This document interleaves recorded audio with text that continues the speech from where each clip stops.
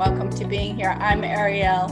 I'm Shya, and collectively we're the Kane. That's right. And we do finish each other's sentences, Yes. so be prepared. Yes. Today's theme is the innocence of the moment. Well, you know, when you say that, I really get something. I get that where in the moment, we're not going anywhere. We're not trying to get somewhere that we think is better than this. I mean, this is all there is, you see, this moment. And when you strive to get to some better place, you miss the moment. So there's no innocence. There's no purity. There's no ease of being. There's a striving to get somewhere that your thought processes believe is better than what you've got. I like that you say that your thought processes think is better than what you've got. Today, you can either be doing one of two things. You can be listening or you can be thinking. Well, you can be striving to get tips about how to be a better you in some future moment. But look, second principle of instantaneous transformation. No two things can occupy the same you at the same time, the same place, space at the same time. You can't be different than you are in the current moment of your life. And here's the kicker. This is where your life is taking place in this moment. So striving to get to something in the future is an abandonment of the current moment of your life, which is the only place you can experience life. So striving to get to a better place keeps you from being in a better place called this moment. No two things can occupy the same you at the same time. This morning, Shya and I were watching a news program, and the commentator was on, and he had a guest, and he was interviewing the guest. And then the scroll came underneath. I hear they call that a chyron. So that the chyron is scrolling with an entirely different news story. And it was interesting for me to watch and read the news story, and then the entire interview was lost to me. If you were to come and say, what did they talk about? I might have an idea what the theme was, but not even that. Even though I was hearing sound, nothing came in. Because no two things can occupy you at the same moment. So thinking and even thinking about what we're talking about takes you out of the current moment of your life into some phantasmagorical idea of what life is, some striving to get to something better, more, different. And that's just the realm of the mind. That's where your thought processes take you, rather than allowing you to experience what's happening in your life in each moment. You know, I doubt that when you're striving to get somewhere, you feel the texture of the shirt you're wearing. No. You know, you're not there for the smell of the air that you happen to be inhabiting in that moment. I've been enjoying our kitten, Baby. Her name is Baby. She's almost a cat now. Yeah, she's 8 months. And I've been noticing, of course, she's got all of that programming as far as instincts, but her innocence lately. She never judges the outfit I wear. She has no attention if I walk by her naked, or if I have attention on that. I mean, I know you do. Occasionally, if I'm wearing something that has ties, she'll get all excited because she'll want to play with the ties that are dangling from my shirt or from, like pants ties. She doesn't judge us if we watch television or if we go do if we binge watch a show on Netflix. It's an interesting thing when she looks at us, because she's looking at us and not thinking, when are you going to marry me? Or what are you? She doesn't have these future-based ideas of what a better cat would look like. She's just there. Now, of course, the analogy only goes so far, but there is something to be said about simply being here. Yes. I think that's a great place to start. Shall we call in our first Yes. Guest caller? Yeah. Hi, Tanya. Hi, guys. Good to be here with you. Excellent. Tell people where you're calling in from or zooming in from, because we can see you. And yes, I'm zooming in from Oxford in England. Well, welcome to being here. Yeah. Thank you.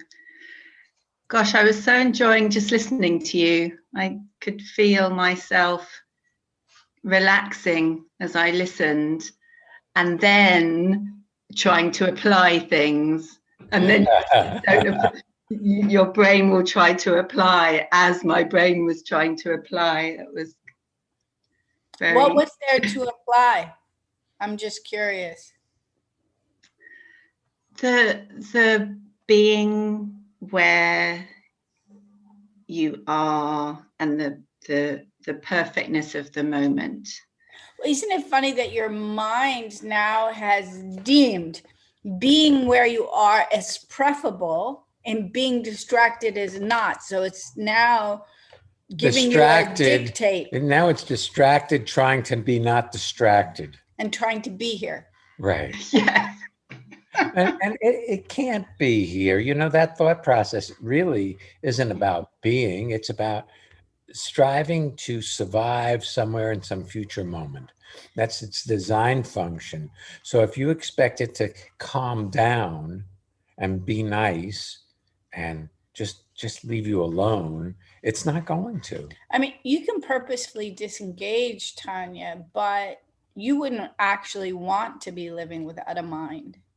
You want to be able to plan so that when you go to the grocery store, you know what to purchase, so that you recall that when you walk across the street, in your country, you should look to the right first and then the left. You know, when we used to go there, they always had signs, look right, because we're always used to looking to the left, given traffic comes from the other direction.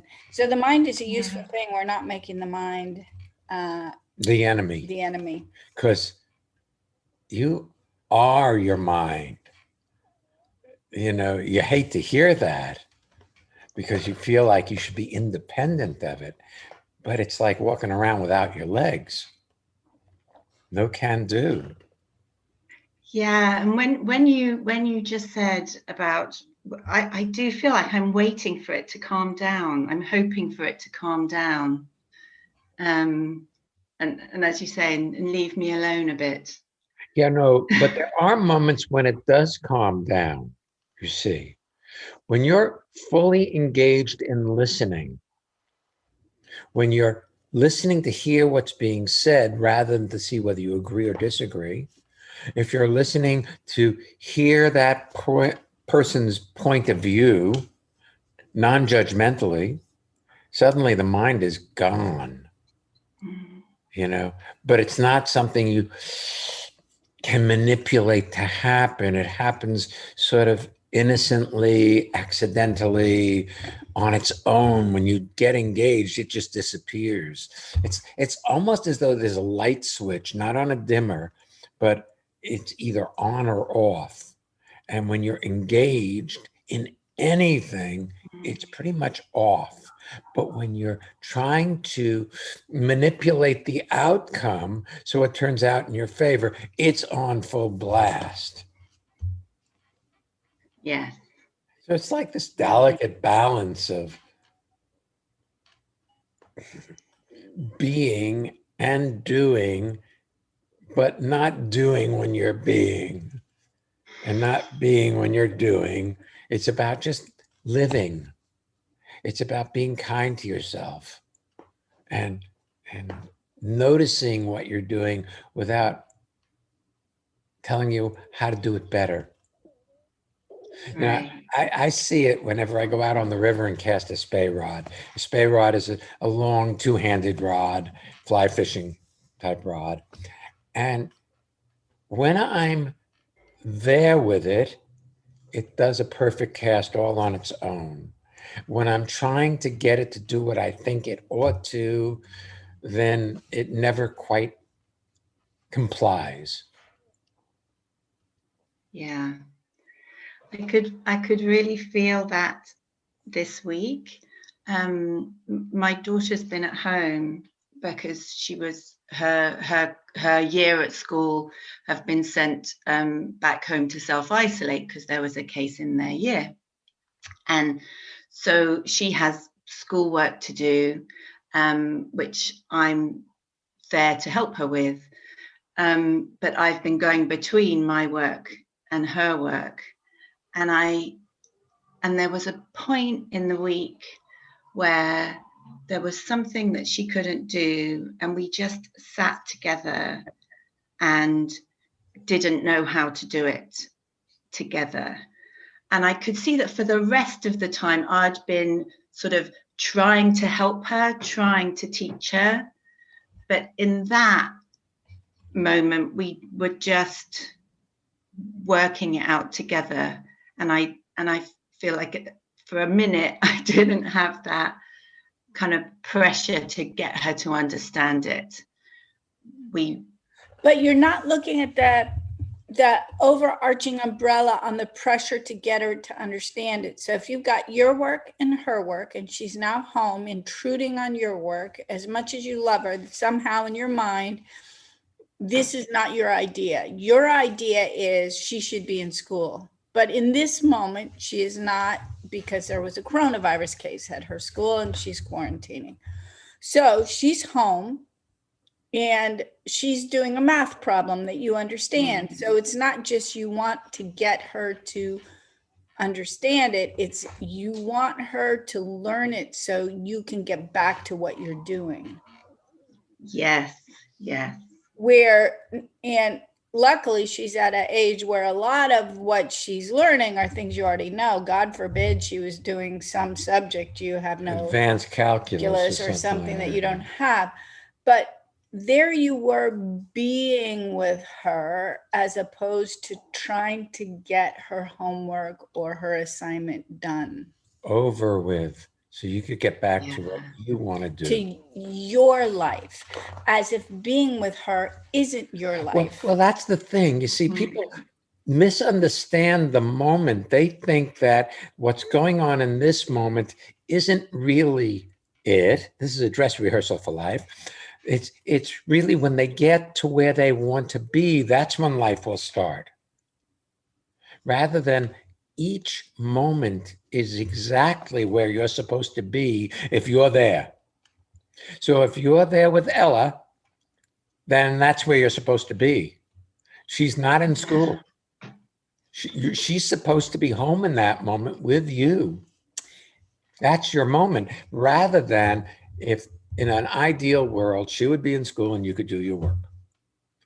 But even when you're doing your work in an ideal world, there are things that intrude, apparently, rather than it's all an inclusive experience of what's going on in your life in this moment. You were recently talking with us, Tanya, about things that you're passionate about.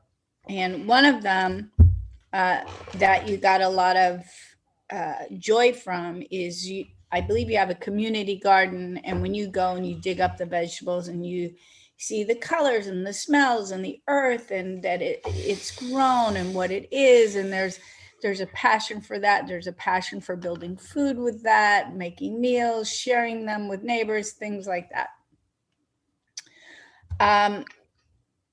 You don't treat homework with Ella like that. You don't treat your work like that. There's not this Yeah. passionate exploration. I got to do it. So let me get it over with. There is a real distinction between fun and life. Life demands, and fun is what you do when you're free, except it's all the same. The only difference is your attitude. Right. And for a moment, when you sat down with her and you didn't know the answer, you actually allowed yourself to have fun. And there was an innocence between you, not as teacher and student, but as friends. Yeah. Yeah. And there are moments as well of that with work that when I feel totally engaged. It might be on Zoom with a colleague, or it might be when I'm writing something and I feel totally engaged. And that kind of sense of excitement about it comes back. Well, that may be your experience of living. You call it excitement. See, when you're engaged, that experience comes back, that aliveness, that purpose and essence in being, without striving to produce something like that. It just shows up. You get engaged. It's exciting. Let's go back to this mind that you want to calm down from time to time, or it gets noisy, it thinks. What if that noisy thinking mind is not a problem, but simply an indicator, a symptom, a flag that, oh, I've stepped away from fully engaging. Oh, I've forgotten to have fun. Oh, then it talks to you. So rather than trying to quiet it, it's interesting information that Tanya forgot that this is her life right now. I like that. Yeah. Sweet. Yeah. I know we've had a fulsome conversation. It's complete in that. I'm just want to make sure you didn't have another question that we haven't addressed. If we haven't, fine. Yeah, I mean, if we have, fine. If there's something else you need from us, we're here for you. Thank you. You're welcome. Thank you. Welcome. Thanks for calling in today. Yeah, thanks for joining us. Thanks, guys.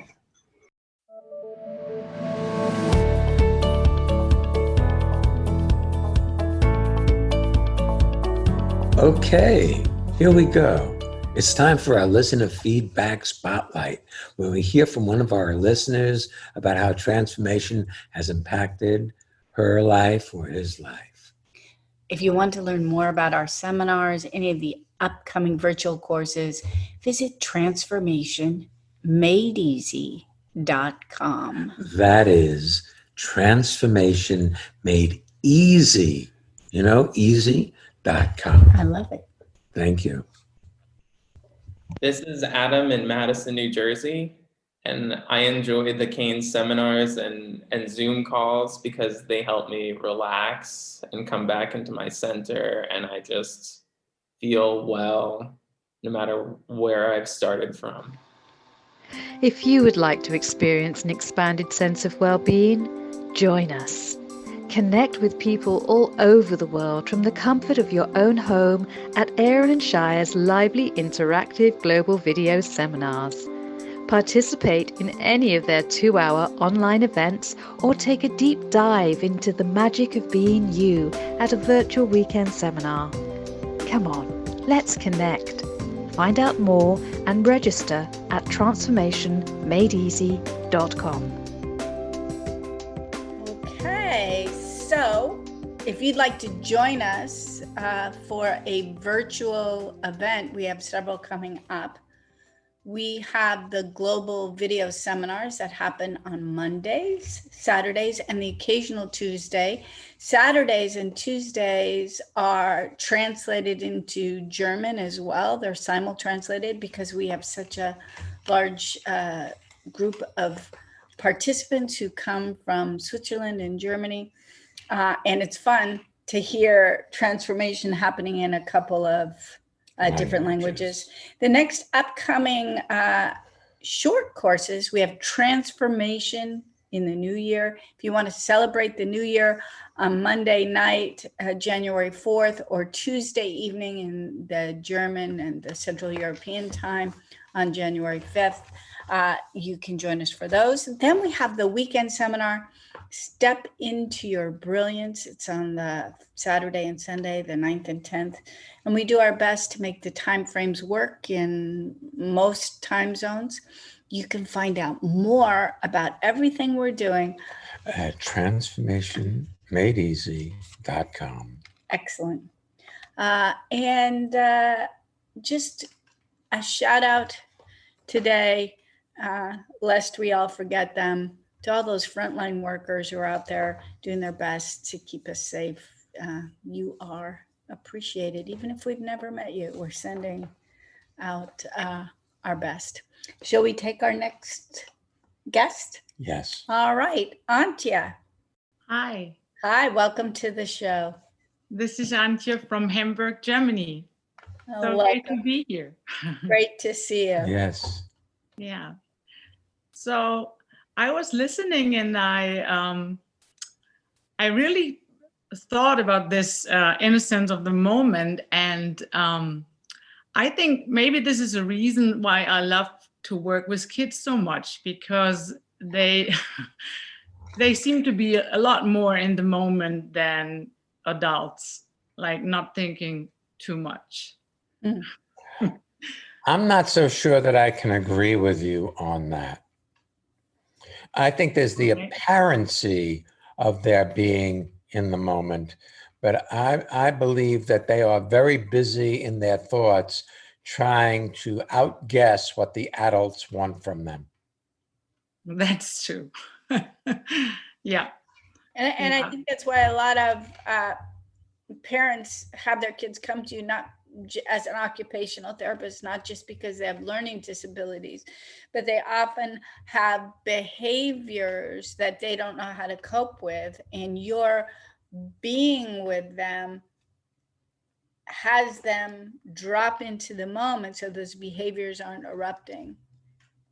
Yeah, that is very true. And since I've been working with you guys, it's still amazing to me that by doing less, actually I'm really doing less, there's happening so much. So yes. Well, look, here's the thing. When you have an idea that you've been taught as an occupational therapist that you need to do to produce a result, then you try to manipulate the circumstances to produce that result. But when you relax into being with a child, that child doesn't feel the pressure to produce what Antia wants from them to resist. They don't have to resist what you want. They can do what they're doing, and you give them the space to be. They can miraculously transform into amazing little beings without problems. But if you try to manipulate them to get them to turn out in a cookie cutter manner, so they turn out to be good children, then they rebel against it. That is Have so you noticed?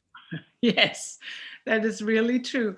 So my question actually is, recently I had a very sweet experience with a child that I wanted him to clean up the room with me.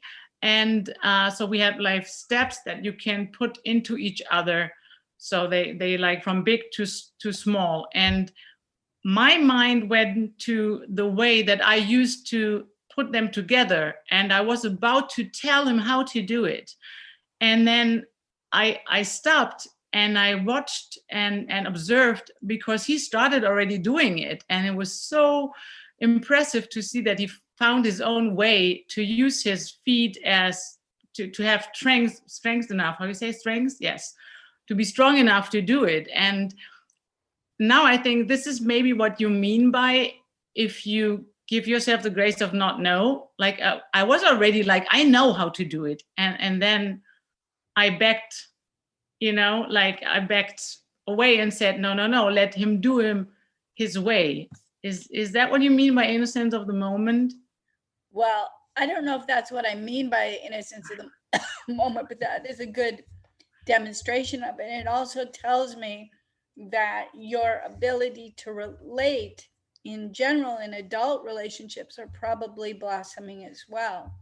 Because in our household, I've been together with Shya for 38 years, and we've naturally divided a lot of different chores or activities that we do.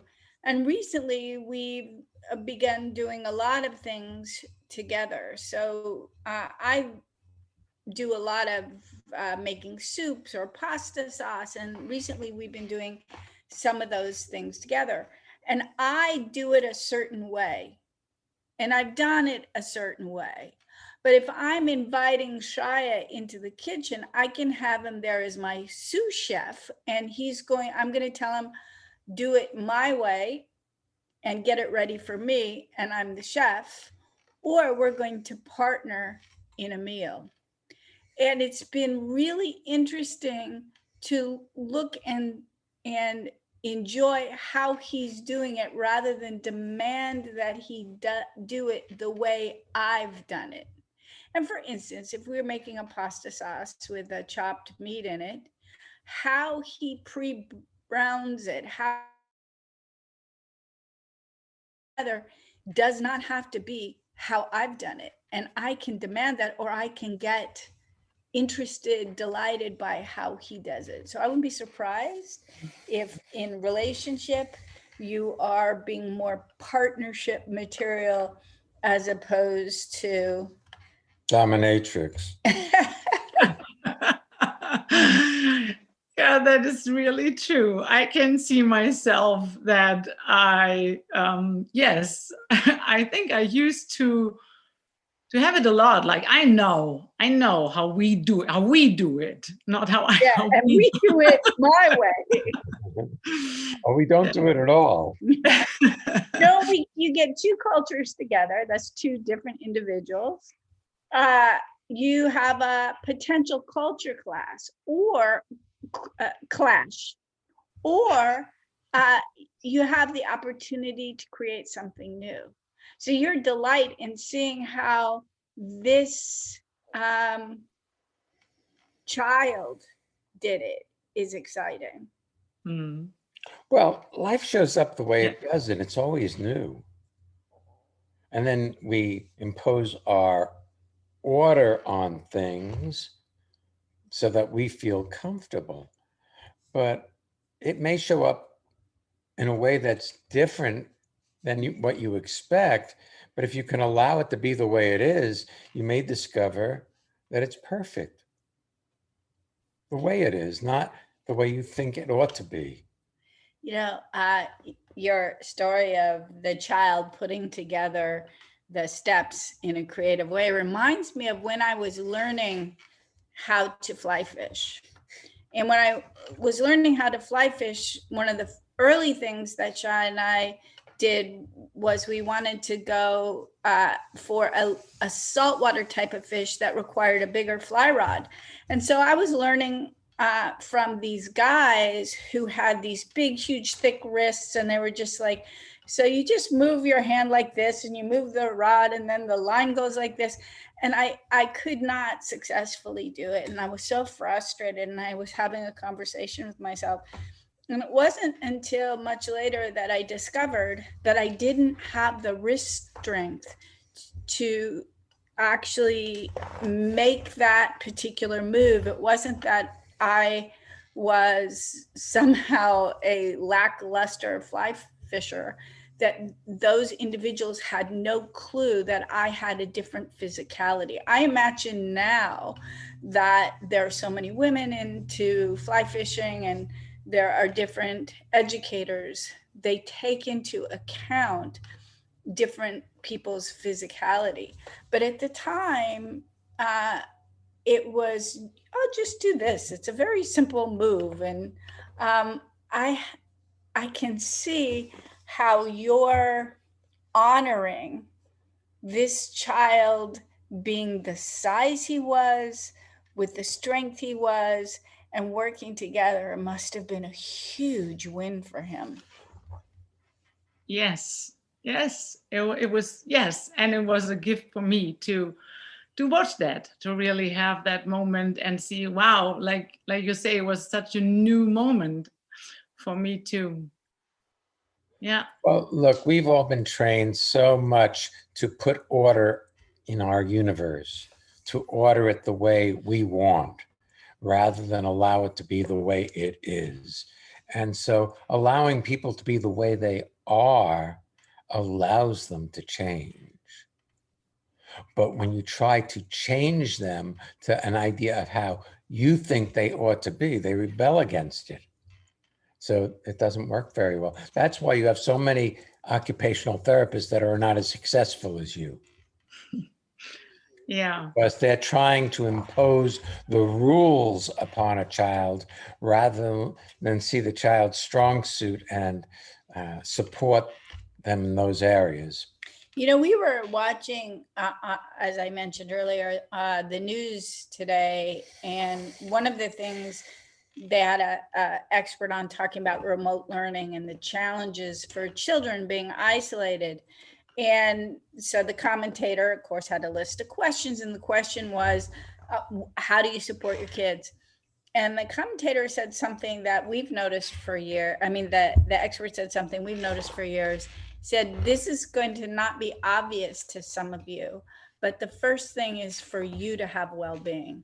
Your kids will only do as well as you do. So it's interesting that your children walk into a state of your well-being, and then new possibilities happen. You see, you can't do it wrong when you're here for your life. But when you're lost in thought or lost in upset that takes you out of the current moment, then you're not appropriate to the current moment. You can't see what's wanted and needed because you're distracted by the upset, and no two things can occupy the same you at the same moment. So if you're distracted by an upset, you're not very efficient at looking and seeing what's needed so you can produce it. You know, Antje, it occurs to me that you are a perfect example of a paradox. A paradox are two seemingly opposing things, but both are true. So I see that clearly, as an occupational therapist, you want to help your children, in this case, who come in, to learn skills, to be more balanced, to be happier. You want to help them with all those things. And yet, the less you try to help them, and the more you're just there to see who shows up and you hang out with them, the more it helps. Yeah, That's so true. You're not judging them is the greatest gift you can give them, because when you judge somebody, even if you don't say anything, they feel the judgment. They feel that judgmental nature. And in the world you live in, those children are judged all the time, including and especially by themselves. And so you're allowing them to be the way they are is the greatest gift you can give them. That is very true. And I think it's still more challenging, but I get there that it's can also be fun is to how to say that in English, like there are still the parents in the background that want for their children, and they also have the pressure of thinking that there has to be a special goal to achieve, so that, you know, like, yeah, they have this pressure of school, of whatever the doctor said or what they wish for their kids, and to find the balance between my work, as I do, like you described, I do less and I'm just being there, and to transport or to how you say, like, to get it to the parents in a way that I can also support them to put up the pressure. I don't know how to say, like. Yeah, I understand what you're saying. Yeah. One thing at a time. The other thing, Antje, is you underestimate them walking into a room with you. That's right. You represent a possibility. I'm recalling how old is your daughter Lily now? 22.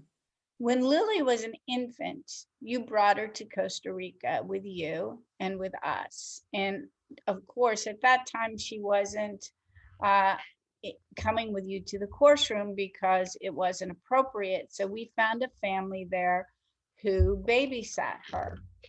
And in the mornings, you were being hard on yourself.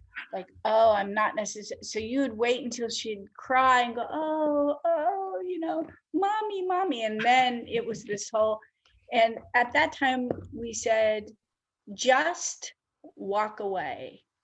And what happened was she went from being with you to instantaneously being happy with them, coming back even a happier child. But it had to do with you being kind to yourself, as if what you were doing was the best possible thing for her, rather than having a conversation in your head that was unkind that she picked up on and then mirrored back to you.